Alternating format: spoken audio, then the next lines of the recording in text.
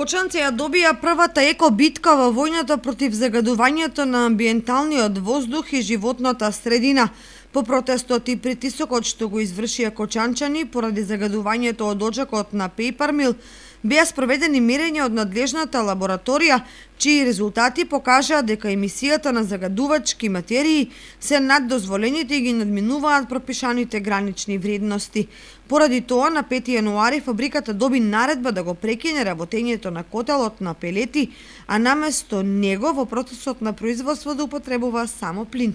Ваквиот режим на работење Пејпармил да го применува се додека со другите енергијанци не се исполнат со закон утврдените вредности. Од Државниот инспекторат за животна средина инсистираат на доследно почитување на законите и нагласуваат дека нема да се дозволи понатамошно загадување на животната средина во Кочани и пошироко.